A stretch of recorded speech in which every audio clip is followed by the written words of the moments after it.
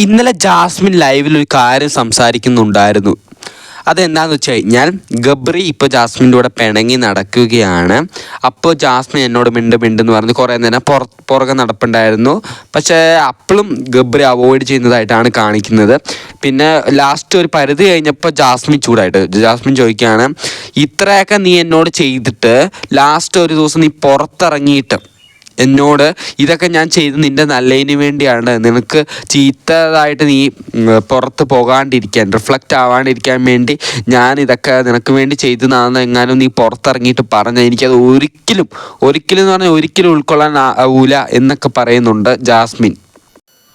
അപ്പോൾ ഗബ്രി എന്നിട്ടും അങ്ങനെയൊന്നുമില്ല, അങ്ങനെയൊക്കെ ഒന്നും മിണ്ടാത്തൊരു മട്ട് തന്നെയാണ് കാണിച്ചുകൊണ്ടിരിക്കുന്നത്. എന്തായാലും ഇപ്പോൾ ഫുൾ സ്ക്രീൻ സ്പേസ് ഇവർക്ക് രണ്ടുപേർക്കും ആണ്, ക്യാമറ ഫുൾ ഫോക്കസ് ചെയ്തുകൊണ്ടിരിക്കുന്നത്. അങ്ങനെ ഇരിക്കുന്ന പക്ഷം ഇവർ ഈ ചെയ്തതൊക്കെ വെറും സ്ക്രീൻ സ്പേസിന് വേണ്ടി ആണെങ്കിൽ ഇത്രയും നല്ല അഭിനയിക്കാൻ അറിയുന്ന ആൾക്കാർ ഈ ലോകത്തില്ല എന്ന് ഞാൻ പറയേണ്ടി വരും. ഓസ്കാറിന് മുകളിൽ വല്ല അവാർഡ് ഉണ്ടെങ്കിൽ അതെടുത്ത് കൊടുക്കാം കേട്ടോ. ഇത്രയും ചെയ്തിട്ട് എനിക്ക് തോന്നുന്നത് അഭിനയമൊന്നും അല്ലാന്നാണ് എനിക്ക് തോന്നുന്നത്. ഇനി അഥവാ അത് അഭിനയമാണെങ്കിൽ ഒന്നും പറയാനുള്ള മക്കളെ, ഇത് സീന് അത്രേ ഉള്ളൂ.